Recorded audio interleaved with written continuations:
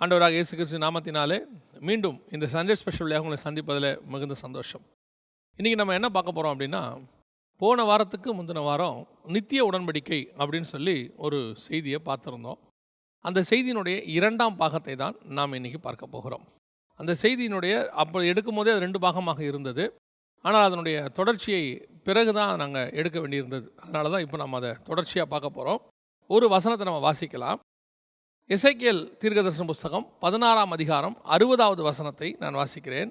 ஆகிலும் உன் இளவயதில் உன்னோடு பண்ணின என் உடன்படிக்கையை நான் நினைத்து நித்திய உடன்படிக்கையை உனக்கு ஏற்படுத்துவேன். இந்த வசனத்தில் தான் நாம் இன்றைக்கி பார்க்க போகிறோம்.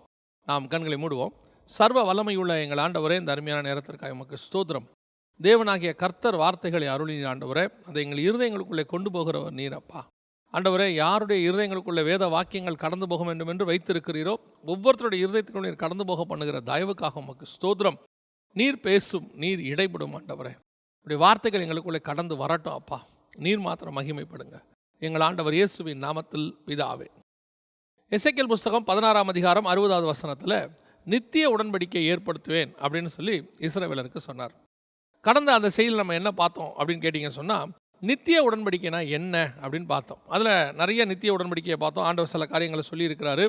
நோவாவோடு ஏற்படுத்தப்பட்ட நித்திய உடன்படிக்கை, ஆபிரகாமோடு கூட ஏற்படுத்தப்பட்ட நித்திய உடன்படிக்கை, ஓய்வு நாள் என்கிறதான நித்திய உடன்படிக்கை இஸ்ரவேலோடு கூட ஏற்படுத்தப்பட்டது. அதற்கு பிறகு கானான் தேசம் நித்திய உடன்படிக்கையாக சொல்லப்பட்டது. இதெல்லாம் நித்திய உடன்படிக்கை.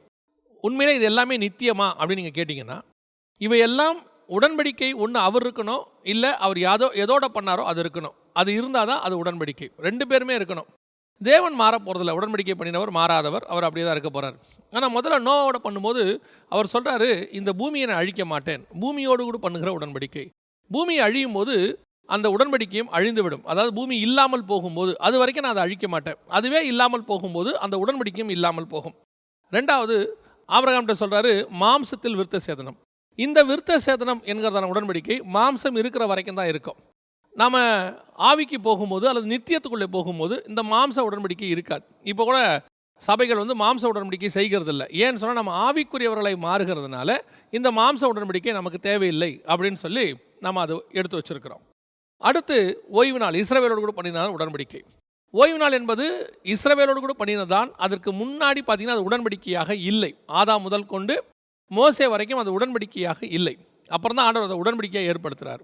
மோசேலேருந்து இயேசு வரைக்கும் அந்த உடன்படிக்கை இருந்தது. அதற்கு பிறகு அது உடன்படிக்கை இல்லை. ஏன்னா இஸ்ரவேலே இல்லை. அது இஸ்ரவேலோடு கூட பண்ணின உடன்படிக்கை. இஸ்ரவேலர்களே கிடையாது. ஒருவேளை சிதறிப்போன இஸ்ரவேலர்கள் ஓய்வு நாளை ஆசாரிச்சாங்களா அப்படின்னு பார்த்தீங்கன்னு சொன்னால் ஆசாரிக்க வாய்ப்பே இல்லை. அதுக்கு ஒரு நல்ல உதாரணம், அப்போஸ்தலர்கள் ட்ராவல் பண்ணும்போது எங்கேயுமே அவங்க ஓய்வு நாளை ஆசாரிக்கலை. ஓய்வு நாளில் அவங்க ஜெபாலயங்களுக்கு போனாங்களே ஒழிய, ஏன்னா அன்றைக்கி பிரசங்கம் பண்ண முடியும். மற்ற நாட்களில் அவங்க ஓய்வு நாள் ஆசாரிச்சாங்கன்னு நம்ம சொல்ல முடியாது. மக்கேதோனியாவுக்கு போகும்பொழுதோ அல்லது இந்தியாவுக்கு தோமா வரும்போதோ ஓய்வு நாள் ஆசாரிச்சாங்கன்னு சொல்லி நம்ம பார்க்க முடியாது. அதற்கு பிறகு கானான் தேசம்.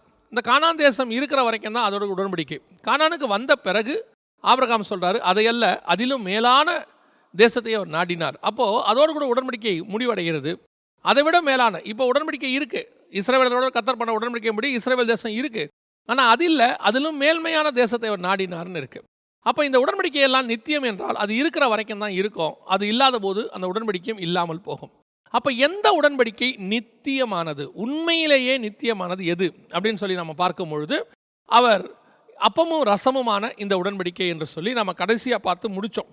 அதாவது புதிய ஏற்பாட்டு சபையோடு கூட பண்ணின உடன்படிக்கை தான் நித்திய உடன்படிக்கை அப்படின்னு சொல்லி நம்ம பார்த்தோம். இதை இன்னொரு கோணம் இதில் இருக்குது. அதை தான் நம்ம இன்றைக்கி பார்க்க போகிறோம். என்ன பார்க்க போகிறோம் அப்படின்னா, இந்த கம்யூனியன் என்று சொல்லக்கூடிய அதைத்தான் நம்ம உடன்படிக்கைன்னு சொல்கிறோம். அதற்கு ஒரு பெயர் இருக்கிறது. என்னன்னு கேட்டிங்கன்னா, மெல்கிசேதேக்கின் முறைமை அப்படின்னு சொல்கிறோம். என்னுடைய இரத்தத்தினான புதிய உடன்படிக்கையாக இருக்கிறது. இந்த உடன்படிக்கை ஏற்படுத்தினது யார் அப்படின்னு கேட்டிங்கன்னா, ராஜாவும் ஆசாரியருமான இயேசு கிறிஸ்து. இதுக்கு முன்னடையாளமாகத்தான் ஆபிரகாம் கிட்ட கொண்டு வந்து அப்பமும் ரசமும் மெல்கிசேதேக்கு கொடுக்குறார். ஸோ நம்ம இந்த மெல்கிசேதேக்கின் முறைமையின்படியான சபைக்குள்ளே இருக்கிறோம்.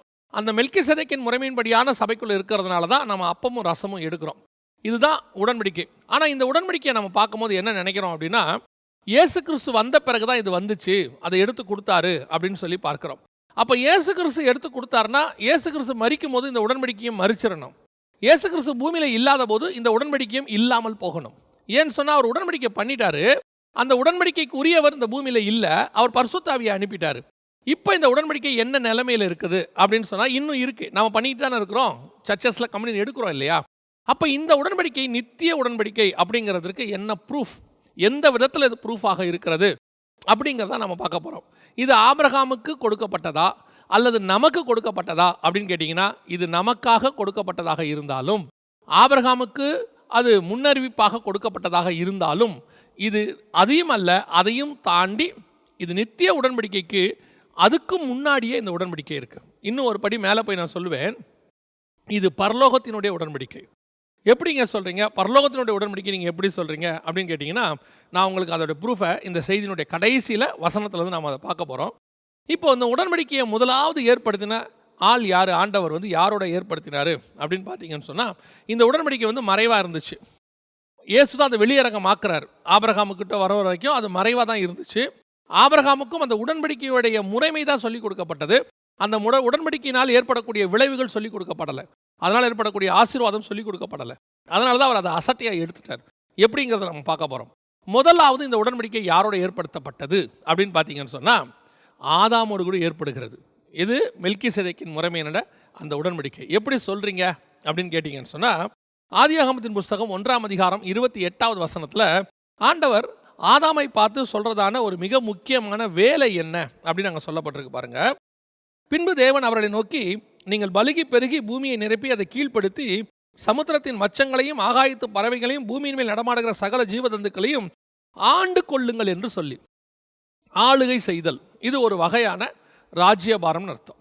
ஏதேனை உண்டாக்கி, ஏதேனில் ஒரு தோட்டத்தை உண்டாக்கி தோட்டத்துக்கு ராஜாவாக ஆதாமை கொண்டு வந்து வைக்கிறார்.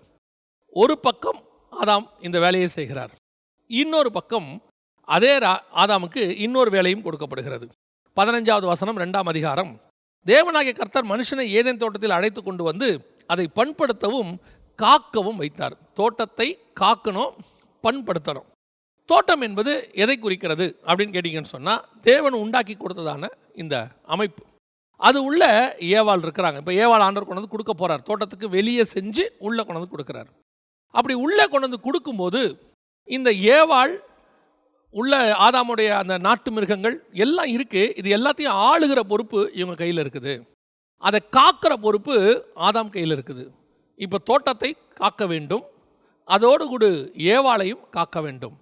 இவங்க எல்லாரையும் வெளியே செஞ்சு உள்ளே கொண்டு வந்தார். இது எதற்கான ஒரு அடையாளம் அப்படின்னு கேட்டிங்கன்னா, பரலோகத்தினுடைய மாடல் தான் ஆதாமும் ஏவாளும். அதாவது தேவனுடைய சாயலாகவும் தேவ ரூபத்திலும் படைக்கப்பட்டார். இந்த பரலோகத்தினுடைய ஒரு மாடல் தான் இந்த பூமியினுடைய அமைப்பு அல்லது அந்த தோட்டத்தினுடைய அமைப்பு. அது உள்ள நடுவில் ஜீவவிருட்சம் இருக்குது. அதுதான் பரதீசின் மத்தியில் இருக்கிற ஜீவவிருட்சம். இதனுடைய மாடல், இதெல்லாமே அதனுடைய மாடலாக வச்சார். இப்போது ஆதாம் என்பது ஆண்டவராக இயேசு கிறிஸ்துவுக்கு முன்னடையாளமாக இருக்கிறது. ஏவாள் என்பது திருச்சபைக்கு அடையாளமாக இருக்கிறது. இப்போ இயேசு கிறிஸ்து திருச்சபையை பாதுகாக்கிறார். எப்படி அவருடைய விழாவிலிருந்து, ஆதாம் விழாவிலிருந்து ஏவாள் எடுக்கப்பட்டது மாதிரி இயேசுவினுடைய விழாவில் சிலுவையில் குத்தி அந்த ஏவாளை வெளியே எடுத்தாங்க. அதாவது புதிய ஏற்பாட்டு சபையை எடுத்துருக்குறாங்க. இப்போ வெளியே செஞ்சு பூமியில் செஞ்சு பரலோகத்துக்கு கூட்டிகிட்டு போக போகிறார். அதே மாதிரி தோட்டத்துக்கு வெளியே ஏவாளை செய்து அவனிடத்தில் அவர் கொண்டு வந்தார். இப்போ இது எல்லாம் காக்கிற பொறுப்பு யார் கையில் இருக்குது? தேவன் கையில் இருக்குது. அதே மாதிரி காக்கிற பொறுப்பு ஆதாம் கையில் இருந்துச்சு, அந்த அடையாளம்.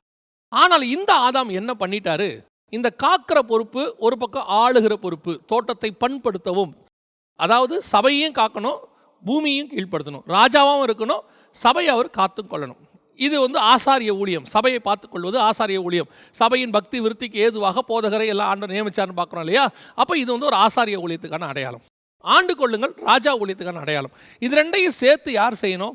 ஆதாம் செய்யணும். இதுதான் ஆண்டவர் ஏற்படுத்தின முதலாவது அமைப்பு. ஸோ இந்த உடன்படிக்கை தான் கர்த்தர் ஏற்படுத்தினார். இதுதான் கர்த்தர் நமக்கு ஏற்படுத்தினார் ஃபர்ஸ்ட். அப்போது இந்த மெல்கிசேதேக்கின் முறைமை ஆதாம் ஏவாள் தோட்டத்துக்குள்ளே மறைஞ்சிருக்கிறது. ஏதோ நாம் பின்னாடி வந்தவங்க மாதிரியும், புறஜாதியார் அல்லது புறஜாதியாருடைய உடன்படிக்கையானது பின்னால் ஏற்படுத்தப்பட்ட மாதிரியும் நாம் நினைக்கிறோம். ஆனால் உண்மையிலேயே புறஜாதியாருக்கென்று சொல்லப்படுகிற இதுதான் முன்பதாகவே ஏற்படுத்தப்பட்டது. கர்த்தர் உங்களையும் என்னையும் தான் முதலாவது நினைத்திருக்கிறார். நான் ஏற்கனவே பல தடவை சொல்லியிருக்கிறோம், இஸ்ரவேல் என்பது உலகம் உண்டாகி 2000 வருஷம் கழித்து வந்த ஒரு இனம். அது நீங்கள் நல்லா தெரிஞ்சுக்கணும். ஆபிரகாம் இஸ்ரவேலர் அல்ல, எபிரேயர். ஆபிரகாம் வரும்போதே 2000 வருஷம் ஆயிடுச்சு. அதாவது நோவாவுடைய ஜலப்பிரளயத்துக்கு அப்புறம் தான் அவர் வர்றார். சேமுடைய வம்சத்தில் வரார். அதற்கு பிறகு ஈசாக்குடைய பையன் தான் யாக்கோபு, அதுதான் இஸ்ரவேல். இஸ்ரவேலுடைய 4வது பையன் தான் யூதா, அதுதான் யூதர்கள். இந்த கணக்கெல்லாம் பார்த்தீங்கன்னா 2000 வருஷத்துக்கு மேலே ஆயிடுச்சு. ஆனால் முதல் 2000 வருஷம் தேவன் உடன்படிக்கை யாரோட வச்சிருந்தாரு, யாரை தேவன் முன்குறிச்சாரு அப்படின்னு கேட்டிங்கன்னா உங்களையும் என்னையும் தான் ஆண்டவர் முன்குறிச்சிருக்கிறார். உங்களையும் என்னையும் தான் ஆண்டவர் அந்த மூத்த பிள்ளையாக வச்சிருந்தார். நாம் எப்படி இஸ்ரவேலை மூத்த பிள்ளைன்னு சொல்கிறோமே, நாம் பின்னாடி வந்தவங்க தானே சொல்கிறோம். இதுக்கு வேதத்தில் நிறைய ப்ரூஃப் இருக்குது. இப்போ பாருங்கள், ஏசாவும் யாக்கோபும் இருக்கிறாங்க. இப்போ ஏசாவுக்கும் யாக்கோபுக்கும் நடுவில் நடக்கிற அந்த ஒரு கான்வர்சேஷன் நம்ம எல்லாருக்கும் தெரியும். அந்த அப்பமும் ரசமும், அல்லது அந்த கூழை போய் அவன் வாங்குறான் இல்லையா, சிவப்பான கூழ் அப்படி வாங்குறான்னு சொல்லி வசனத்தில் பார்க்குறோம். அப்படி நடக்கும்போது நடந்த ஒரு சம்பவத்தை பாருங்கள். ஏசா மூத்தவன். இந்த மூத்தவன் என்ன செய்கிறான், அந்த சேஷ்டபுத்திர பாகத்தை அவன் இழக்கிறான். நம்ம எல்லாரும் அவன் சேஷ்டபுத்திர பாகத்தை இழந்துட்டான் நம்ம சொல்லிட்டு இருக்கோம் இல்லையா, அது உண்மைதான்.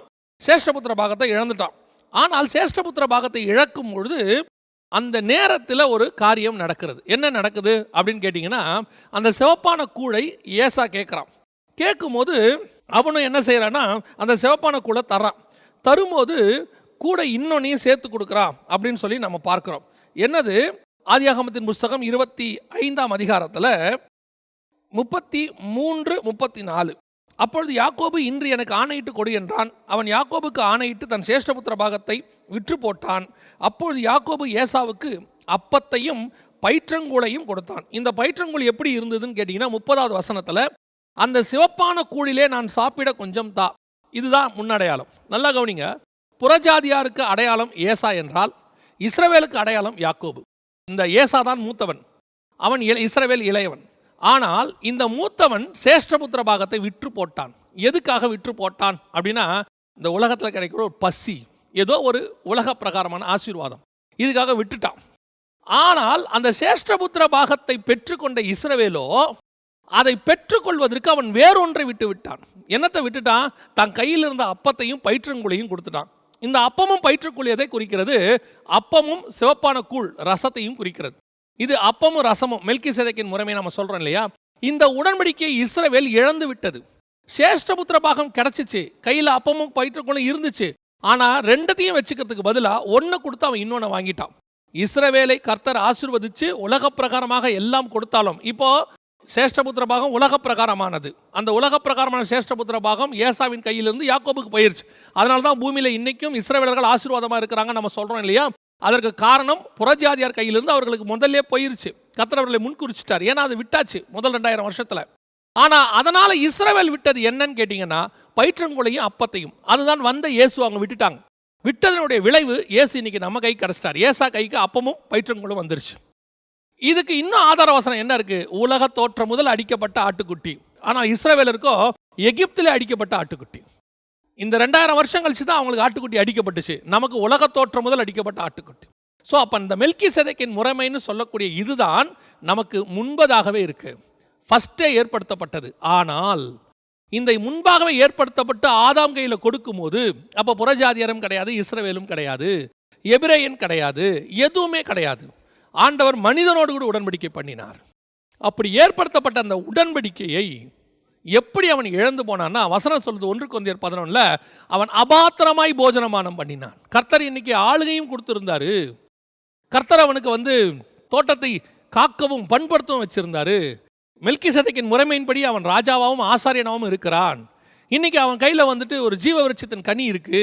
இதை புசிக்கும் போது நித்திய ஜீவன் கிடைக்கும் அவனுக்கு. அதனால தான் இயேசு சொல்றாரு, என் அப்பத்தை புசித்து என் பாத்திரத்தில் பானம் பண்ணுகிறவனுக்கு நித்திய ஜீவன் உண்டு. ஆனால் என்ன நடந்துச்சு அப்படின்னு கேட்டிங்கன்னா, அவன் அபாத்திரமாய் போஜனமானம் பண்ணினான். விளைவு நன்மை தீமை அறியத்தக்க கனியை சாப்பிட்டான். விளைவு என்ன சொல்லுது, உங்களில் சிலர் நித்திரை அடைந்திருக்கிறார்கள், அவன் புசிக்கும் நாளிலே சாகவே சாவாய். இந்த 1 கொரிந்தியர் 11 சொல்லப்பட்டதனான அடையாளம் முதலாக ஆதாமுக்கு ஏற்படுத்தப்பட்டது.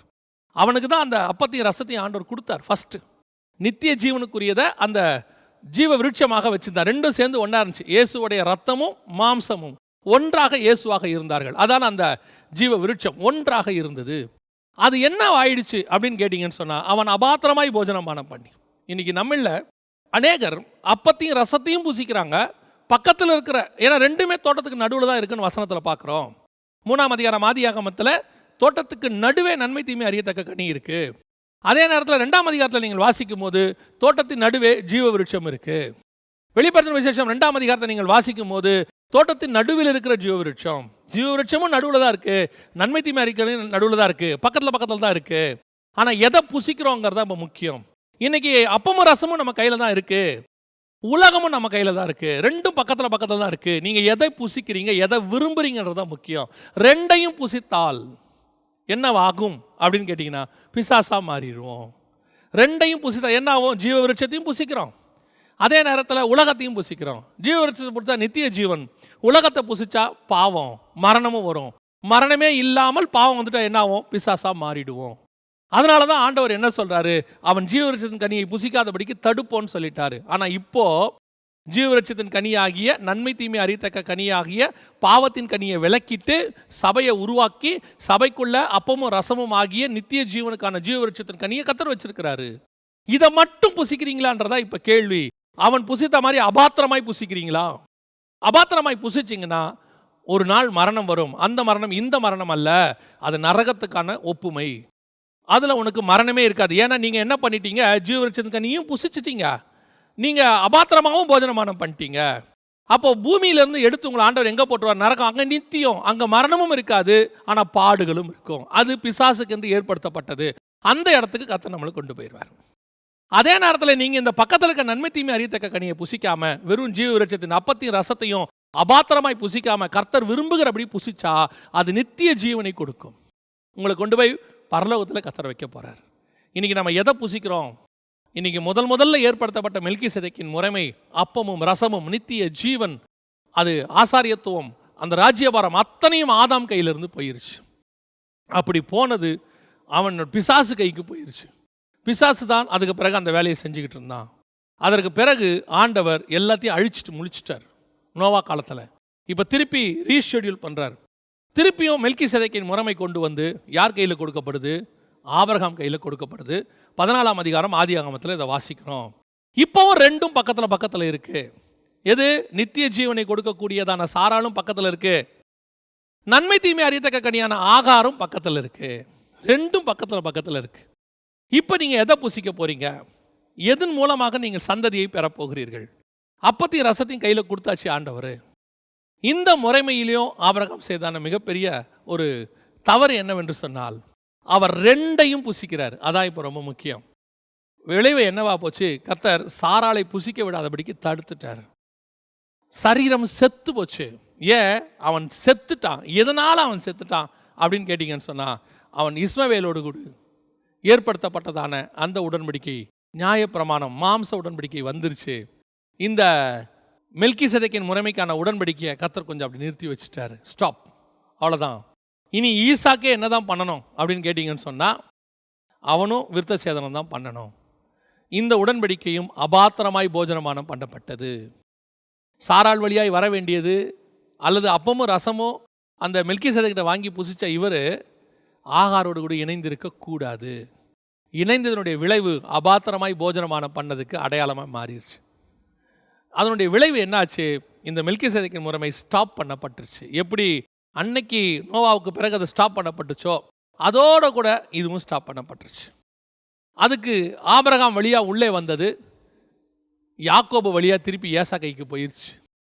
அதான் புறஜாதியார் கைக்கு போச்சு. நம்ம பார்த்தோம் இல்லையா? அதோட 2000 வருஷம் ஸ்டாப்.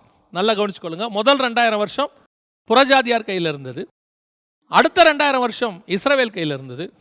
அவர்கள் அதை இழந்து விட்டார்கள். ஆதாம் இழந்துட்டார். அதுக்கப்புறம் 2000 வருஷம் ஆண்டவர் அமைதியாக இருந்தார். ஆபிரகாம் கையில் கொடுத்தார். ஆபிரகாம் இழந்துட்டார். அதுக்கப்புறம் 2000 வருஷம் ஆண்டவர் அமைதியாக இருந்தார். இப்போ அடுத்து 3வது வருது. யார் கைக்கு வருது?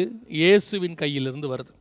லூக்கா எழுதின சுவிசேஷம் 22ஆம் அதிகாரம் 14வது வசனத்தில், வேளை வந்தது என்று சொல்லி அவர் அப்பத்தையும் ரசத்தையும் எடுத்து அப்படின்னு இருக்கு. வேளை வந்தது என்று சொல்லி. அப்போ நல்லா கவனிச்சுக்கொள்ளணும். இப்போது கர்த்தருடைய வேலை வந்துச்சு. அவன் அந்த அப்பத்தையும் ரசத்தையும் எடுத்து கையில் கொடுக்குறார். இந்த அப்பமும் ரசமும் தான் இன்றைக்கி நம்ம கையில் இருக்குது. ஆதாம் அந்த அப்பத்தையும் ரசத்தையும் மெல்கிசேதேக்கின் முறைமையும் நித்திய உடன்படிக்கையையும் இழந்துட்டார். அழிவு வந்துருச்சு, அழிச்சாச்சு. இப்போ திருப்பி நித்திய உடன்படிக்கை ஏற்படுத்தப்படுகிறது. இந்த உடன்படிக்கை ஆபிரகாமும் தவறாக செயல்பட்டதுனால அதுவும் போச்சு. இப்போ இயேசு கிறிஸ்துவின் மூலமாக இந்த உடன்படிக்கை உங்கள் கையிலையும் என் கையிலையும் வந்திருக்கு. இதுதான் நித்திய உடன்படிக்கை. இன்றைக்கும் சபைக்குள்ள ஆண்டவர் ரெண்டையும் வச்சிருக்கிறாரு, நமக்குள்ள ரெண்டையும் வச்சிருக்கிறாரு, உலகத்தில் ரெண்டையும் வச்சிருக்கிறாரு. நித்திய உடன்படிக்கை ஆகிய அப்பமும் ரசமும் நீங்கள் கையில் வாங்குறீங்க, அதுவும் இருக்குது. பக்கத்திலேயே தான் நன்மை தீமை அறியத்தக்க கனியும் இருந்துச்சு, பக்கத்திலேயே தான் ஆகாரம் இருந்தாங்க, எங்கேயும் இல்லை, பக்கத்து கூடாரத்தில் இருந்தாங்க. அதே மாதிரி தான் இன்னைக்கு நம்ம பக்கத்தில் தான் உலகம் இருக்கும். பார்க்கறதுக்கு ரெண்டும் ஒரே மாதிரி தான் இருக்கும். இன்னும் சொல்ல போனால் ஜீவ விருட்சத்தை விட நன்மை தீமை அறியத்தக்க கனி பார்வைக்கு இன்பமும் புசிப்புக்கு ஏற்றதுமாக இருக்கும். ஜீவ விருட்சத்தை பற்றி ஒன்றும் பார்த்தா அப்படி ஒன்றும் தெரியாது. நீங்கள் பார்த்தீங்கிற நாள் சாராள் வயது சென்றவளாக ஒரு 90 வயசு உள்ளவங்களா இருக்கிறாங்க. ஆனால் ஆகார் என்கிற வேலைக்கார பெண்ணும் அப்படி அல்ல, இளம் பெண். பார்க்கறதுக்கு அவங்க இவங்களை விட நல்லா இருக்கிறாங்க. கானானையும் சோதமையும் பாருங்க. சோதம் பார்க்கறதுக்கு எப்படி இருக்கிறது? எகிப்தை போலவும். அதான் ரொம்ப முக்கியம். எகிப்து என்பது ஆகாருக்கு அடையாளம், கானான் என்பது சாராளுக்கு அடையாளம். கலாத்தியர்ல எழுதுறாரு, 3ஆம் அதிகாரத்தில் பவுல் எழுதுறாரு. அப்போ நீங்க பார்த்தீங்கன்னு சொன்னா எகிப்து பெண் பார்க்கறதுக்கு எப்படி இருக்கலாம்? தேவனுடைய தோட்டத்தை போலவும். ஆனா கானான் தேசம் எப்படி இருக்குது? ஒண்ணுமே தெரில. உள்ளே போனாதான் கானான் தேசம் பாலும் தேனும் ஓடுகிற தேசம். வெளியே இருந்து பார்க்கும்போது ஒண்ணுமே தெரில. ஆபிரகாமும் லோத்தும் ஒன்னா நின்று பார்க்குறாங்க. பார்க்கும்போது கானான் அப்படி தெரியுது, லோத்து இப்படி தெரியுது, லோத்துக்கு சோதம் இப்படி தெரியுது. இன்னைக்கும் அதுதான் நம்மக்கிட்ட பிரச்சனை. இன்னைக்கு நமக்கு கவர்ச்சிகரமான அல்லது ஆசீர்வாதம் என்று சொல்லக்கூடியதான உலகத்தின் மேன்மைகள் என்று கருதப்படக்கூடியதான நன்மை தீமை அறியத்தக்க கனி பக்கத்திலேயே இருக்குது. ஆகார் பக்கத்திலேயே இருக்கு, சோதோம் பக்கத்திலேயே இருக்கு. இது பார்க்கும்போது நல்லா தான் இருக்கும், கிராண்டா இருக்கும், உங்களை காம்படிட் பண்ண வைக்கும். நாமளும் இதெல்லாம் பெற்றுக்கொண்டா என்னன்னு சொல்லி தோணும். அதே நேரத்தில் கர்த்தர் நியமித்த உடன்படிக்கையோ ஜீவ விருட்சமோ கானான் தேசமோ சாராளோ பார்வைக்கு இன்பமாய் இருக்காது. அது கொஞ்சம் வயது சென்ற மாதிரி தான் இருக்கும். ஜீவ விருட்சம் எப்படி இருந்திருக்கும் தெரியுங்களா? இயேசு ஜீவ விருட்சத்தை புசிக்கும் போது சிலுவையில் எப்படி இருக்கிறார்? வசனம் சொல்றது ஏசாயால, விரும்பத்தக்க ரூபம் அவருக்கு இல்லாது இருந்தது. சிலுவையை நோக்கி பார்க்கிறவனுக்கு தான் மீட்பு பாருங்களேன். ஆனால் சிலுவையில் இயேசு எப்படி இருந்தார்? உன்னத பாட்டு சொல்லுது, அவர் முற்றிலும் அழகுள்ளவர், அதில் எந்த மாற்று கருத்தும் இல்லை. ஆனால் சிலுவையில் இயேசு எப்படி இருந்தார்? ஏன்னா சிலுவையில் தான் மீட்பு வருது, அங்கிருந்தா மீட்பு தொடங்குது. இயேசு பூமியில உயிரோடு இருக்கும்போது, நடந்து கொண்டிருக்கும் போது மீட்பு வரல, கொஞ்சம் கொஞ்சமா நடந்துகிட்டே இருக்குது. பரிகரிக்கப்படும் கடைசி சத்ரு மரணம். அந்த சிலுவையில தான் அவர் மீட்கப்படுறோம். நம்ம எல்லாருமே அவருடைய ரத்தத்தினால் நம்ம உடன்படிக்கை பண்ணப்பட்டோம். அப்ப அந்த உடன்படிக்கைக்கு ரத்தம் சிந்த வேண்டி இருந்தது. அந்த ரத்தம் சிந்துகிற சிலுவையில இயேசு எப்படி இருந்தார்? விரும்பத்தக்க ரூபம் அவருக்கு இல்லாது இருந்தது. அப்ப நீங்க பார்க்கிற விரும்பத்தக்க ரூபம் எல்லாமே கொஞ்சம் கேர்ஃபுல்லாக இருக்கணும். அது கர்த்தரால் உண்டானதான் கொஞ்சம் பார்க்கணும். எப்பவுமே கர்த்தர் உண்டாக்குனதுல வெளியே விட உள்ள ஆண்டவர் நன்மையை பார்ப்பாரு. நல்லதென்று கண்டார்.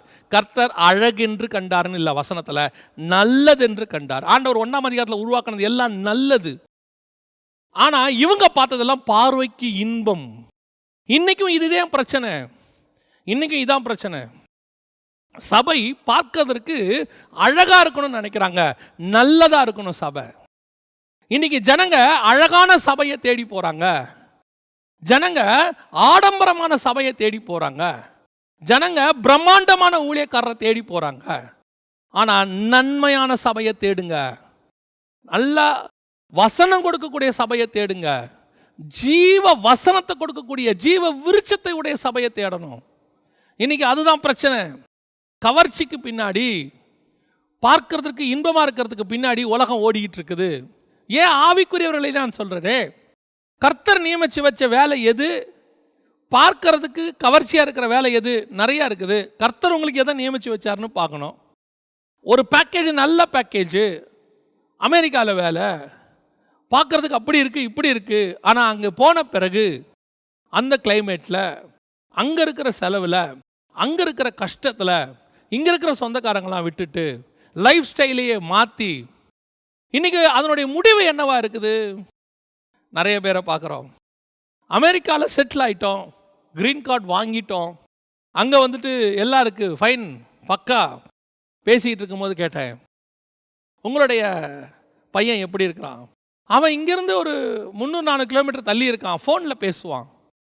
அப்படியா, எப்போ வந்தான்? அவன் 6 மாதம் ஆச்சு. அதாவது நாம் ஒன்றை இழந்து கொண்டிருக்கிறோன்னு அவங்களுக்கு தெரியல. ஆனால் அமெரிக்காவில் இருக்கோம். ஆனால் அங்கே அதான் கல்ச்சர், அங்கே அதான் ப்ரொசீஜர். அங்கே அப்படி தான் பிள்ளைகள் 15 வயசில் தாயை விட்டு தகப்பனை விட்டு தனியத்து நிற்க போயிடுவாங்க. அவங்க சுதந்திரமாக இருப்பாங்க. தாய் தகப்பனை ஃபாதர்ஸ் டே மதர்ஸ் டேக்கு வந்து பார்ப்பாங்க, அல்லது ஃபோன் பண்ணி விசாரிப்பாங்க. ஏதாவது ஒரு வீக்கெண்டுக்கு பர்த்டேக்கு வருவாங்க. அவங்க கடமை தீர்ந்து விட்டது. அதுக்கு மேலே இவங்களும் எதிர்பார்க்க மாட்டாங்க, அதுக்கு மேலே அவங்களும் செய்ய மாட்டாங்க. முதிர் வயதில் தாய் தகப்பனை வச்சு பார்க்கணுன்னு இவங்களும் நினைக்க மாட்டாங்க, நம்ம பிள்ளைங்கிட்ட இருக்கணும்னு அவங்களும் நினைக்க மாட்டாங்க.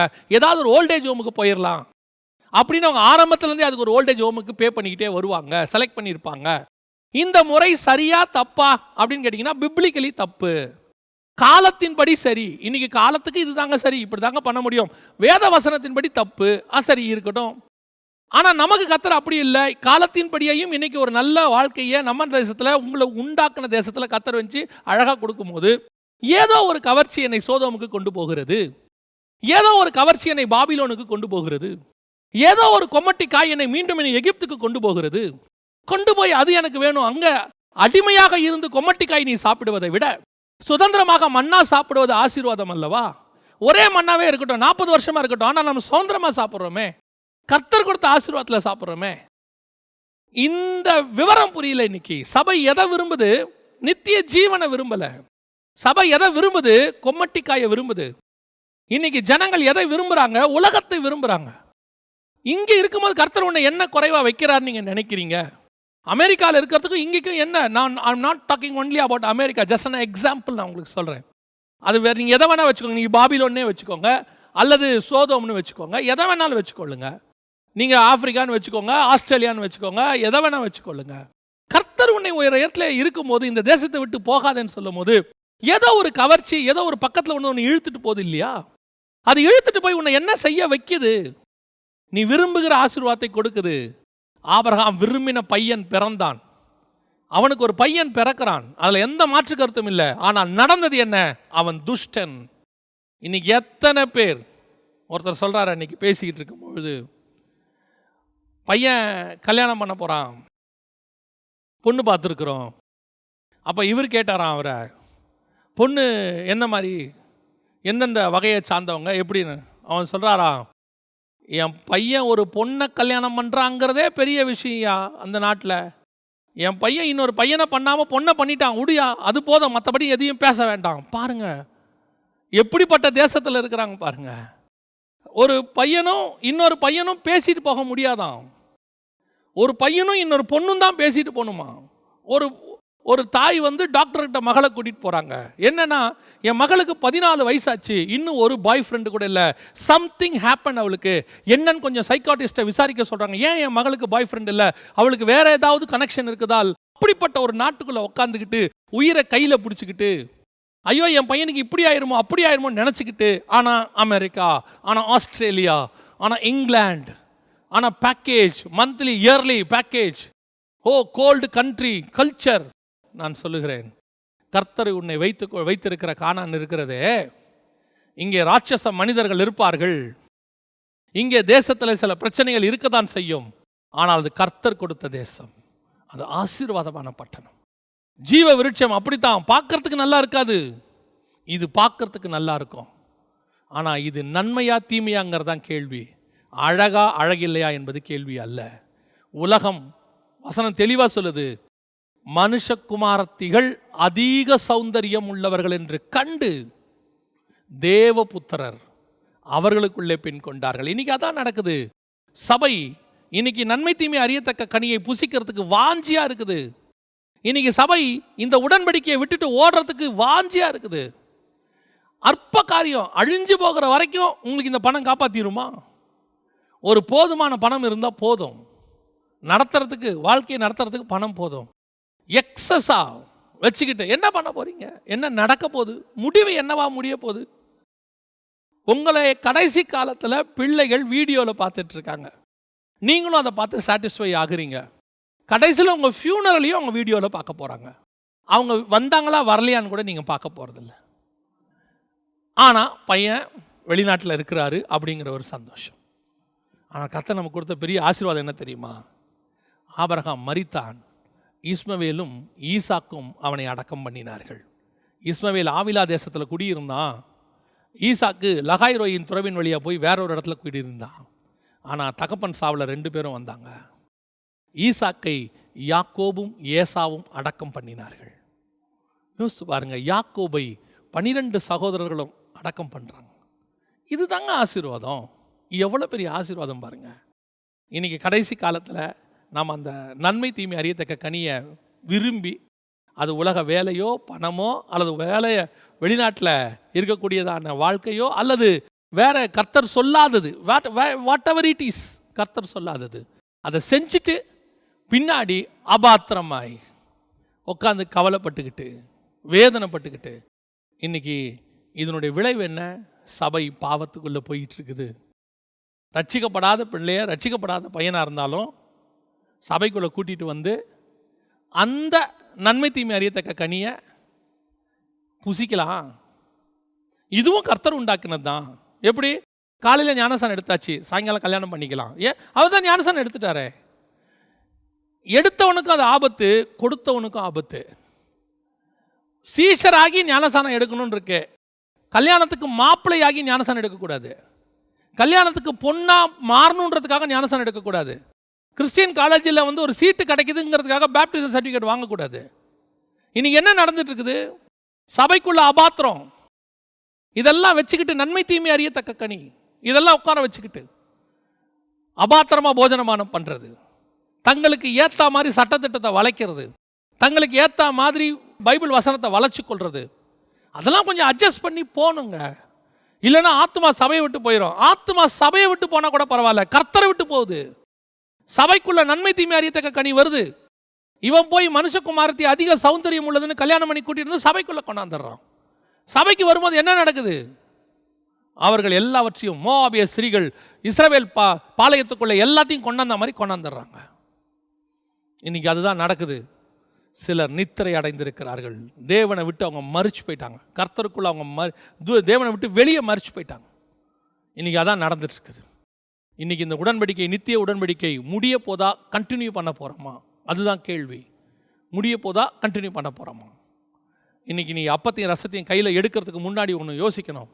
நான் எதை கர்த்தருக்கு பிரியமில்லாத அபாத்திரத்தை புசிச்சிருக்கிறேன்? ஆதாம் நன்மை தீமை அறியத்தக்க கனியை புசித்தார்.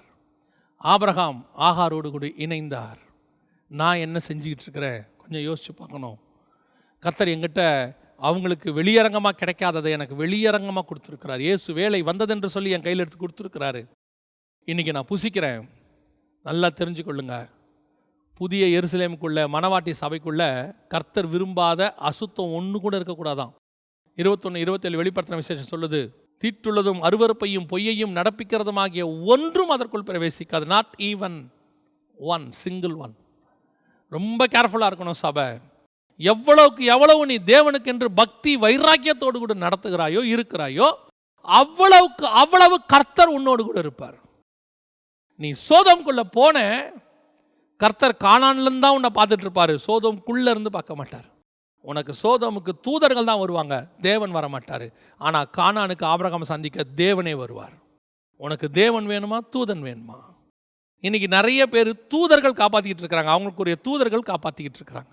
ஏன்னா இவங்க சோதோம்குள்ளே போய் நடுவில் உட்காந்துக்கிட்டாங்க, சோதோமின் வாசலில் போய் உட்காந்துக்கிட்டாங்க. ஆனால் இவங்களுக்கு தூதர்கள் வந்து காப்பாற்றுறதுக்கு ஏதோ ஒரு சான்ஸ் கிடைக்குது. ஆனால் நமக்கு அப்படி இல்லை. தேவனுக்கு முன்பாக நிற்கிறோம். ஆபிரகாம் தேவனுக்கு முன்பாக நின்று கொண்டிருந்தான்னு வசனம் சொல்லுது. இன்னைக்கு நிறைய சபைகள் தூதர்களால் இருக்கு. சில சபைகள் தள்ளப்பட்ட தூதர்களால் நடத்தப்படுது. ஆனால் ஒரு சில சபைகள் மட்டும்தான் தேவனால் நடத்தப்படுகிறது. அந்த தேவனால் நடத்தப்படுகிற சபையில் என் சபை இருக்கணும். தூதன் நடத்துகிற சபையாக இருக்கக்கூடாது, தள்ளப்பட்ட தூதன் நடத்துகிற சபையாக இருக்கக்கூடாது. தேவன் நடத்துகிற சபையாக இருக்க வேண்டும். நான் இப்போ எந்த சபையில் இருக்கிறேன்? மோசே கிட்ட ஆண்டவர் சொல்கிறாரு, நான் வரல, ஒரு தூதனை அனுப்புகிறேன்னு. மோசே சொன்னான், நீங்கள் வராட்டி நான் போக மாட்டேன், எனக்கு தூதன் வேண்டாம். தூதன் இருக்கட்டும், அவன் எனக்குரிய தூதன், என் கூட வரட்டும், ஆனால் நீங்கள் வாங்க, அதான் எங்களுக்கு முக்கியம். இன்னைக்கு சபைகள் தூதர்களை நம்பிக்கொண்டு இருக்கிறது. ஏன்னா இவங்க சோதோம்குள்ளே இருக்கிறாங்க. கானானுக்குள்ளே இருந்தால் தான் தேவனை பார்க்க முடியும். சோதோம்குள்ளே இருந்து தேவனை பார்க்க முடியாது. இன்றைக்கி அதான் நடக்க போகுது. நாம் ஆண்டவர்கிட்ட கடைசியாக நாம் இன்னொரு காரியத்தை பார்க்க போகிறோம். இந்த உடன்படிக்கை அப்படியே தாண்டி இப்போ நம்ம கையில் வந்திருக்கு. இஸ்ரவேலர்களும் இந்த நியாயப்பிரமாணத்தை நித்திய உடன்படிக்கைன்னு சொல்கிறாங்க. நாமளும் இந்த உடன்படிக்கையை நித்திய உடன்படிக்கைன்னு சொல்கிறோம். உண்மையிலேயே நியாயப்பிரமாணம் நித்திய உடன்படிக்கையா? அல்லது நாம் ஃபாலோ பண்ணுற இதுதான் நித்திய உடன்படிக்கையா, எது பரலோகத்தில் இருக்க போகுது அதுதான் நமக்கு ரொம்ப முக்கியம். பரலோகத்துக்குள்ளே எது இருக்க போகுது? வசனம் தெளிவாக சொல்லுது, பரலோக ராஜ்யத்தை மாம்சமும் இரத்தமும் சோந்தரிக்காது அப்படின்னு இருக்கு. அப்படின்னா பரலோகத்தில் இருக்க போகிற அந்த உடன்படிக்கை எது? வெளிப்படுத்தின விசேஷம் 22ஆம் அதிகாரம் 1வது வசனத்தை நான் வாசிக்கிறேன். பின்பு பளிங்கை போல் தெளிவான ஜீவ தண்ணீருள்ள சுத்தமான நதி தேவனும் ஆட்டுக்குட்டியானவரும் இருக்கிற சிங்காசனத்திலிருந்து புறப்பட்டு வருகிறது. இதான் நித்தியம், ஃபைனல்.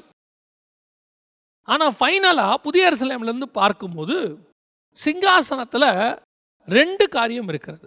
ஒன்று தேவனும், இன்னொன்று ஆட்டுக்குட்டியானவரும். ஆனால் ஆட்டுக்குட்டியானவர் இருக்கிறது எங்கே இருக்கிறாருன்னு கேட்டிங்கன்னா சிங்காசனத்தில் இருக்கிறார். சிங்காசனம் என்பது ராஜா உட்கார்ற இடம், அதில் எந்த மாற்று கருத்தும் இல்லை. ராஜா உட்கார்ற இடம் தான் சிங்காசனம். ஆனால் உட்கார்ந்துருக்கிற ராஜா எப்படி இருக்கிறாரா, யூத ராஜசிங்கமாக அங்கே உட்காரல. நல்ல கவனிங்க, அங்கே உட்கார்ந்துருக்கிறவர் எப்படி உட்கார்ந்துருக்கிறாரு? ஆட்டுக்குட்டியானவராக உட்கார்ந்துருக்கிறார். அப்படின்னா என்ன அர்த்தம்? ஆட்டுக்குட்டியானவர் என்பது பலியை குறிக்கிறது. ஆட்டுக்குட்டி பலிக்கு தான் பைபிளில் இருக்கு. உலக தோற்றம் முதல் அடிக்கப்பட்ட ஆட்டுக்குட்டி. இன்னும் நான் ஒரு வசனம் கொஞ்சம் முன்னாடி வெளிப்படுத்தின விசேஷத்துல உங்களுக்கு சொல்றேன் பாருங்க. 5ஆம் அதிகாரத்தில் முத்திரைகளின் புஸ்தகத்தை இயேசு வாங்க வரார். வாங்க வரும்போது 6வது வசனம் சொல்லுது, அப்பொழுது இதோ அடிக்கப்பட்ட வண்ணமாயிருக்கிற ஆட்டுக்குட்டி சிங்காசனத்திற்கும் 4 ஜீவன்களுக்கும் மூப்பர்களுக்கும் மத்தியிலே நிற்க கண்டேன். இதோ அடிக்கப்பட்ட வண்ணமாயிருக்கிற ஆட்டுக்குட்டி. 22ஆம் அதிகாரத்தில் சிங்காசனத்தில் ஆட்டுக்குட்டியானவர் இருக்கிறார்னு இருக்கு. அப்போ பரலோகத்தில் எது உடன்படிக்கை? நல்லா கவனிச்சு பாருங்க, இதுதான் நித்திய உடன்படிக்கை. பரலோகத்தில் இயேசு கிறிஸ்துவானவர் எப்படி இருக்கிறாரு அப்படின்னு 5ஆம் வசனம் சொல்லுது, அடிக்கப்பட்ட வண்ணமாயிருக்கிற ஆட்டுக்குட்டின்னு இருக்கு. 22ஆம் அதிகாரம் சிங்காசனத்தில் சொல்லுது, ஆட்டுக்குட்டியானவர் இருக்கிற சிங்காசனத்திலிருந்து. அதில் ரொம்ப ஆச்சரியம் என்னன்னா, தேவனும் ஆட்டுக்குட்டியானவரும் இருக்கிற சிங்காசனத்திலிருந்து பரிசுத்த ஆவியானவர் நதி புறப்பட்டு வந்தது. 3 தன்மையும் அங்கே ஒரே சிங்காசனத்துக்குள்ள இருக்கு. இப்போ 3 தேவன் இல்லை, ஒரு தேவன் தான். அந்த 3 ஒரு சிங்காசனத்துக்குள், ஒரு தன்மைக்குள் இருக்கிறது. தேவனும் ஆட்டுக்குட்டியானவரும் இருக்கிற சிங்காசனத்திலிருந்து நதி புறப்பட்டு. அப்படின்னா நல்லா கவனிச்சு கொள்ளுங்க, பரலோகத்தில் இருக்க போகிற உடன்படிக்கை எது? பரலோகத்தில் தேவன் என்ன உடன்படிக்கையின்படி பரலோகம் இருக்கிறது, எந்த அமைப்பின்படி இருக்கிறதுன்னு பார்த்தீங்கன்னா இந்த மெல்கிசேதேக்கின் முறைமையின்படி தான் அது இருக்கு. இந்த ராஜாவும் ஆசாரியருமாய் தான் அங்கே இருக்கிறார். இப்போ உங்களை என்னையும் அழைச்சது ராஜாவும் ஆசாரியருமாய் அழைத்திருக்கிறார் என்று வெளிப்படுத்தல் 1:6 சொல்லுது. அப்போ ஆதாம் உருவாக்கப்பட்டது ராஜாவும் ஆசாரியனுமாய் உண்டாக்கப்பட்டான். இப்போ நல்லா கவனிச்சு பாருங்க, ராஜாவும் ஆசாரியமாய் ஆபிரகாம் உண்டாக்கப்பட்டான். அவன் விழுந்து விட்டான். அவனை மீட்டெடுக்க தேவன் திருப்பியும் ஆபிரகாம் சந்ததியை செலக்ட் பண்றாரு. ராஜாவும் ஆசாரியனுமான மெல்கிசேதேக்கு கொண்டு வந்து அப்பமும் ரசமும் கொடுக்கிறாரு. அதையும் ஆபிரகாம் இழந்துட்டாரு. ராஜாவும் ஆசாரியனுமாக ஏபோத்தை தரித்து கொண்டு தாவீது ரசத்தையும் அப்பத்தையும் மாமிசத்தையும் எடுத்து ஜனங்களுக்கு கொடுத்தான்னு பார்க்கிறோம். அதையும் தாவீது இழந்து போட்டாரு. இப்போ கடைசியா அந்த அப்பமும் ரசமும் உன் கையிலையும் என் கையிலையும் வந்திருக்கு. ஏன்னா இதுதான் பரலோகத்தினுடைய உடன்படிக்கை. நியாயப்பிரமாணம் என்பது இடையிலே வந்தது. 17ஆம் அதிகாரத்தில் மாம்சத்திலே ஏற்படுத்தப்பட்டது இஸ்மவேலுக்காக, அதாவது ஆபிரகாமின் மற்ற சந்ததிகளுக்காக, ஈசாக்கை தவிர்த்து மற்றவர்களுக்காக. ஸோ இந்த உலகத்துக்காக வந்த இந்த மாம்ச உடன்படிக்கை எல்லாம் உலகத்தோடு கூட அழிந்து போய்விடும். அழியாத நித்திய உடன்படிக்கை என்பது மெல்கிசேதேக்கின் முறைமையின்படி ராஜாவும் ஆசாரியமாய் அழைக்கப்பட்ட இந்த புதிய உடன்படிக்கை தான் பரலோக ராஜ்யத்திற்கு வரும். அதைத்தான் ஆண்டவர் அங்கே உட்கார்ந்துருக்கிறாரு. அப்போ நீங்களும் நானும் அந்த முறைமையின்படி அழைக்கப்பட்டிருக்கிறோம். இந்த முறைமையின்படி அழைக்கப்பட்ட நீங்களும் நானும் பரலோக ராஜ்யத்துக்குள் பிரவேசிக்கும் பொழுது இந்த முறைமையின்படி தான் இருக்கு. அதனால தான் அவரோடு கூட பாடு சகித்தோமானால் அவரோடு கூட ஆளுகையும் செய்வோம். அவர் ஆசாரியனாய் பலியாகி பாடு சகித்தார். ராஜாவாக வலது பார்சத்திலே தேவனுக்கு பக்கத்தில் உட்கார்ந்திருக்கிறார். நீங்களும் நானும் அதே போல பாடு சகித்தால் ராஜாவாக அவருக்கு வலது பார்சத்தில் உட்கார போகிறோம். ஜெயம் கொள்ளுகிறோம் எவனோ அவனை என்னோடு கூட சிங்காசனத்தில் என்னுடைய வலது பார்சத்தில் உட்கார வைத்துக் கொள்ளுவேன்னு கர்த்தர் கட்டளையிட்டு இருக்கிறார். இப்போ நாம் எதை விரும்புகிறோம்? இன்னைக்கு இதுதான் கடைசியாக நம்ம பார்க்கறது. இன்னைக்கு நம்ம எதை விரும்பிக்கிட்டு இருக்கிறோம்? எது மேலே வாஞ்சியாக இருக்கிறோம்? இன்னைக்கு நமக்கு கர்த்தர் வச்சிருக்கிறது நித்தியத்துக்கானது. சபை நித்தியத்துக்காக உருவாக்கப்பட்டது. சபையின் உடன்படிக்கை நித்தியத்துக்கான உடன்படிக்கை.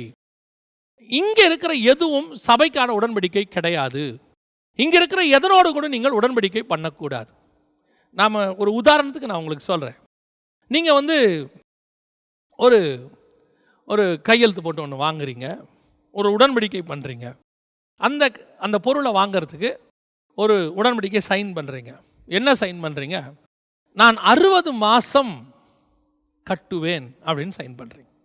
இப்போ உங்களுக்கு கடன் கொடுக்குறவர், அந்த வாகனத்தை கடன் கொடுக்குறவர் அல்லது வீட்டை கடன் கொடுக்குற பேங்க்கோ உங்களை என்ன சொல்கிறாங்க? நீங்கள் 60 மாதம் கட்டாவிட்டால் ஒரு terms and conditions. Okay, fine. இப்போ நீங்கள் வாகனத்தை வாங்குறீங்க.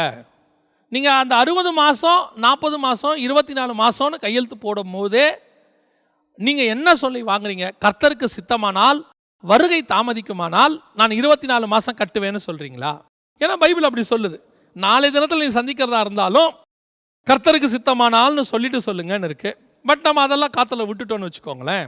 இப்போ நம்முடைய நம்பிக்கை என்ன? அடுத்த 24 மாதத்துக்கு வருகை வராது, அடுத்த 36 மாதத்துக்கு வருகை வராது. சரி, வரும். அப்படி வந்தால் கூட பரவாயில்லைங்க. ஏன் நான் கையெழுத்து போட்டு என்ன சொல்லி வாங்கியிருக்கேன்னா, ஒருவேளை நான் கட்டாவிட்டால் நீங்கள் இந்த வாகனத்தை திருப்பி எடுத்துக்கொள்ளலாம். ஒருவேளை நான் கட்டாவிட்டால் இந்த வீட்டை திருப்பி எடுத்துக்கொள்ளலாம். இப்போ உலக பிரகாரமான உடன்படிக்கை இதானே. நாம் எதை மையமாக வச்சு வாங்குகிறோமோ அது கட்டப்படாவிட்டால் அது எடுத்துக்கொள்ளப்படும். அப்படின்னா சில இடங்களில் எந்த பொருளும் எதுவும் இல்லாமல் நம்மளை மையமாக வச்சு வாங்குகிறோமே.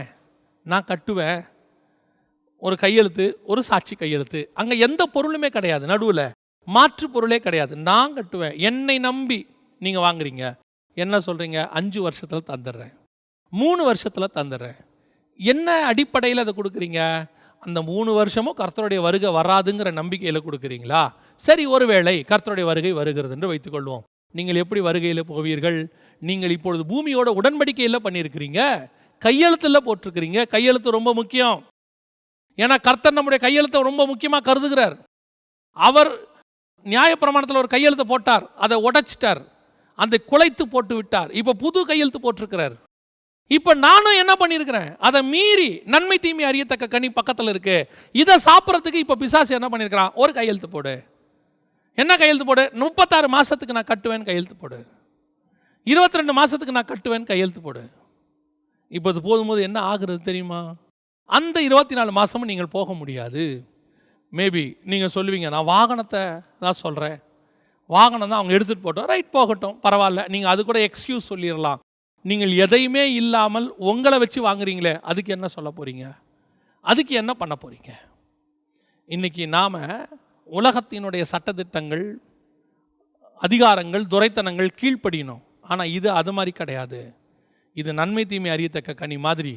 பல கவர்ச்சிகள் உங்களை இழுக்குது, உள்ள பல காரியங்கள் உங்களை கையெழுத்து போட வைக்கிது. கிரெடிட் கார்டே எடுத்துக்கொள்ளுங்களேன். அப்புறம் அது என்ன அடிப்படையில் இருக்குது? 45 நாளில் நான் கட்டிடுவேன், 2 மாதத்தில் கட்டுவேன். அப்போ அந்த 2 மாதமும் வருகை வராதுன்னு நீங்கள் சொல்கிறீங்க. அப்படி வந்துச்சுன்னா அந்த கடன் உங்களை நிறுத்தாதா? உங்களுக்கு தெரியுமா, செத்துப்போன மோசையின் சரீரத்திற்கு அவன் தர்க்கம் பண்ணுகிறான்னு வசனம் சொல்லுது. செத்துப்போன மோசையின் சரீரத்துக்கு அவன் தர்க்கம் பண்ணுவானால் ஜீவனுள்ள உங்கள் ஆத்மாவுக்கு அவன் இன்னும் அதிகம் தர்க்கம் பண்ணுவான். நாம் எதை விரும்புகிறோம்? இன்னைக்கு எதற்கு பின்னாடி ஓடிக்கிட்டு இருக்கிறோம்? கடன் தேவன் விரும்பினது அல்ல, தேவ திட்டமும் அல்ல. இது உலகத்தில் இருக்கக்கூடிய ஒரு நன்மை தீமை அறியத்தக்க கனி மாதிரி பார்வைக்கு இன்பமாக இருக்கும். அப்படி வாங்கி போட்டு கௌரவமாக 4 பேருக்கு முன்னாடி உட்காந்தாதான் கௌரவம், வீட்டை அதை வச்சு அலங்காரம் பண்ணாதான் கௌரவம். இன்றைக்கி ஒரு படி மேலே போய் என்ன சொல்லிட்டாங்க தெரியுமா? எல்லாரும் கடன் இல்லாமல் வாங்கவே முடியாதுங்க எதையும், அப்படிங்கிற இடத்துக்கு போயிட்டாங்க. கடன் இல்லாமல் தான் எல்லாத்தையும் வாங்கிக்கிட்டு இருந்தோம்.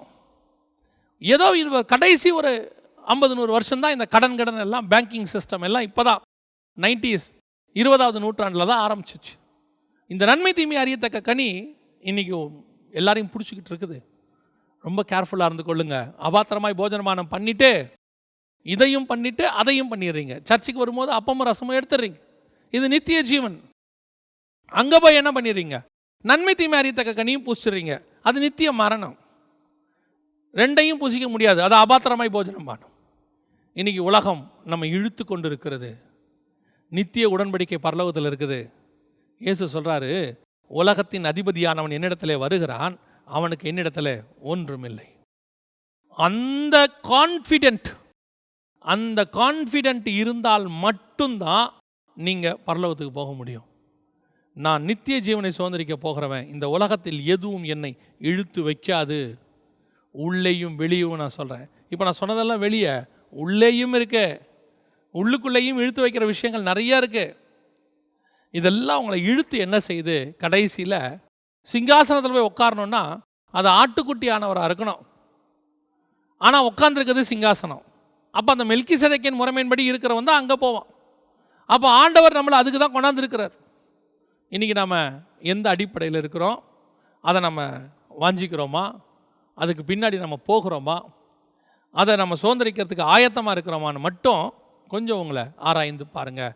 இதுதான் உண்மையிலேயே நித்திய உடன்படிக்கை. இதை ஆண்டவர் உங்களுக்கு எனக்கு ஓப்பன் பண்ணி வச்சிருக்கிறார். பழைய ஏற்பாட்டு பரிசுத்தவான்களுக்கு கிடைக்காத அந்த ஸ்லாக்கியத்தை அவர்கள் நம்மை அல்லாமல் பூர்ணராகாதபடிக்கு விசேஷித்த நன்மையானதொன்றை நமக்கு முன்பதாகவே, உலக தோற்றம் முதல் அடிக்கப்பட்ட ஆட்டுக்குட்டி முன்பதாகவே, நியாயப்பிரமாணம் அதுக்கு பின்னாடி வந்தது. சேஷ்டபுத்திர பாகத்தை இழந்ததுனால இஸ்ரவேலர்கள் சேஷ்டபுத்திர பாகத்துக்கு முதற் பேரானவங்களாம் வந்துட்டாங்க. நாம் பின்னாடி வந்தவங்க. ஆனால் நம்ம கையில் அப்பமும் ரசமும் இருக்குது, ஏசாக்கிட்ட இருக்கிற மாதிரி.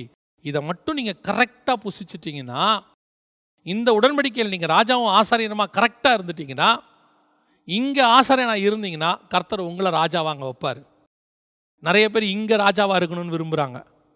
அதான் ரொம்ப கஷ்டம். ஏன்னா இந்த பூமியான உடன்படிக்கை ஒரு சர்டன் லிமிட், 7000 இயர்ஸ்க்கு மேலே, அதாவது 1000 வருஷ அரசாட்சி, அதற்கு பிறகு நியாய தீர்ப்பு, அதுக்கு பிறகு இந்த பூமி இருக்காது. அப்போ நீங்கள் பூமியில் ராஜாவாக இருக்க விரும்புனீங்கன்னா இந்த பூமியே இருக்காது, உடன்படிக்கையும் இருக்காது. நீங்கள் பரலோகத்திலே, புதிய வானத்திலே, புதிய எருசலேமிலே, தேவன் சொல்லுகிற இடத்துல நீங்கள் ராஜாவாக இருக்க விரும்பினால் அந்த உடன்படிக்கைக்குரியவரை மாறணும். அது ராஜாவும் ஆசாரியனுமான உடன்படிக்கை. அந்த உடன்படிக்கையில் நீங்கள் இங்கே ராஜாவாக இருக்க முடியாது, இங்கே ஆசாரியனாக இருக்கணும், அங்கே ராஜாவாக இருக்கணும். இப்போ இயேசு பாருங்கள், சாகிற வரைக்கும் இங்கே ராஜாவாக இருந்தார், ஆனால் உள்ள ராஜாவாக இருந்தார், ஆனால் இங்கே ஆசாரியனாக தான் இருந்தார். வெளியே ஆசாரியன் தான், அவர் அடிக்கப்படுகிற ஆட்டுக்குட்டி தான், மனுஷகுமாரன் ஒப்பு கொடுக்கப்படுவார் தான், ராஜாக்குரிய எல்லா தகுதியும் அவருக்கு இருக்கு. நடந்து போகும்போது கூட ராஜா மாதிரி தான் போவார். ஆனால் அவர் அதை இங்கே இம்ப்ளிமெண்ட் பண்ண விரும்பலை. அவர் எந்த உடன்படிக்கையில் வந்தார், ஆசாரிய உடன்படிக்கையில் வந்து ராஜாவாக எழும்பி மேலே உட்கார்ந்துருக்கிறார். இதே தான் நீங்கள் நானும் ஃபாலோ பண்ணணும். நீ இங்கே ராஜாவாக இருந்து அங்கே ஆசாரியனாக இருக்க முடியாது. ஏன்னா அங்கே ஆசாரித்துவம் ராஜா, அங்கே வந்து ரத்தம் மாம்சமும் கிடையாது, பலி கிடையாது. இங்கே ஆசாரியனாக இருந்து அங்கே ராஜாவாக இருக்கணும். எதை நீங்கள் விரும்புகிறீங்க, இந்த ரெண்டில் எதை விரும்புகிறீங்கன்றது தான் இப்போ முக்கியம். ரெண்டையும் விரும்ப முடியாது. அதான் திருப்பி சொன்னேன், நன்மை தீமை அறிந்த கனியும் சாப்பிட முடியாது, ஜீவ விருட்சத்தையும் சாப்பிட முடியாது. தேவனுக்கும் ஆசாரியனாக இருக்கணும், பாலாக்கையும் திருப்திப்படுத்தணும் முடியாது. தேவனுக்கும் ராஜாவாக இருக்கணும், அமலேக்கியருடைய ஆடு மாடும் எனக்கு வேணும் முடியாது. இயேசுக்கு அப்போஸ்தலனாக இருக்கணும், ஆசாரியருடைய வெள்ளி காசும் எனக்கு வேணும் முடியாது. எலிசாவுக்கு சீஷனாக இருந்து 2 மடங்கு ஆசீர்வாதத்தை வாங்கணும்னு ஆசையும் இருக்குது, நாகமானுடைய வெள்ளி பணத்துலையும் ஆசையாக இருக்குது முடியாது. ஏதாவது ஒன்று தான். கர்த்தர் தெய்வமானால் கர்த்தர் இடத்துல வாங்க, பாகால் தெய்வமானால் பாகால் இடத்துல போங்கள். உலகம் வேணும்னா உலகத்துக்கு பின்னாடி போயிடணும், தேவன் வேணும்னா தேவனுக்கு பின்னாடி வந்துடணும். தேவனுக்கு பின்னாடி வந்தனா அப்போ உலகத்தில் எனக்கு நான் என்ன பண்ணுவேன், நீ இருக்கிற வரைக்கும் உங்களுக்கு என்ன தேவையோ அதை பரலோகம் நல்லா பார்த்துக்கோ. ஆனால் என் வாஞ்சை இந்த உலகம் அல்ல, என் வாஞ்சை இந்த உலகத்தில் உரியவைகளும் அல்ல, என் வாஞ்சை பரலோகத்திற்குரியது, அது மேலானது. அதைத்தான் சொல்றாரு ஆபிரகாம். அவர் இதை அல்ல, இதிலும் மேன்மையான பரமதேசத்தையே நாடினார். ஏன் நீங்கள் என்னை கானானுக்கு போக சொன்னீங்க, நான் வந்துட்டேன் ஆண்டவரே. கானானுக்குள்ளே செல்வசீமான நான் மாற்றிருக்கீங்க, நான் உட்காந்துட்டேன் ஆண்டவரே. ஆனால் ஏன் ஆசை இதெல்லாம் இல்லை ஆண்டவரே, ஏன் ஆசை பரம கானான். இதைத்தான் நான் உங்களுக்கு திருப்பியும் சொல்கிறேன். பக்கத்தில் தான் எல்லாமே இருக்குது, எல்லாமே பக்கத்தில் தான் இருக்குது. கானானும் பக்கத்தில் இருக்குது, சோதமும் பக்கத்தில் இருக்குது. ரெண்டும் அப்படி நிமிர்ந்து பார்த்தா தெரியும். ஆண்டவர் சகோதரிகள்னு சொல்கிறார், உன் சகோதரியாகிய சோதோம்னு சொல்கிறார். நன்மை தீமை அறியத்தக்க கனியும் ஜீவவிருட்சமும் பக்கம் தான் இருக்குது, எல்லாம் அங்கங்கே தான் இருக்குது. இன்றைக்கி உலகமும் அப்படி தான் இருக்குது. இன்னும் பெரிய விஷயம் தெரியுமா, இயேசு வாசப்படியில் கதவை தட்டுகிறார்னு வசனம் சொல்லுது.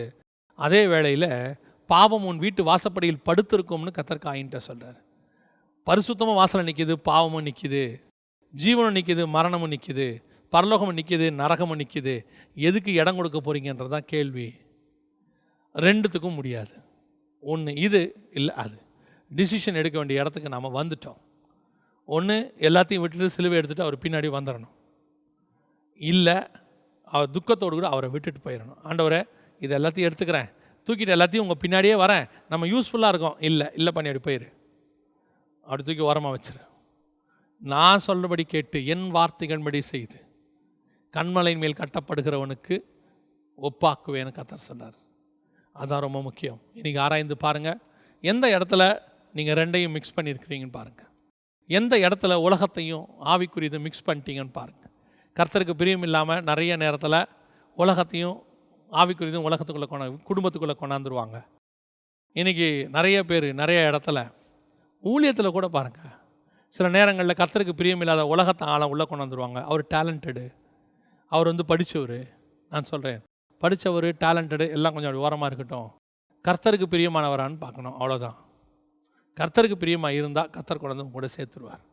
கர்த்தருக்கு பிரியம் இல்லாமல் இருந்தால் அதை ஓரமாக தள்ளி வச்சிடணும். ரெண்டும் ஒன்றாக இருக்க முடியாது. நம்ம ஜெபம் பண்ண போகிறோம், தேவ சமூகத்தில் ஆண்டவரை நோக்கி பார்க்க போகிறோம்.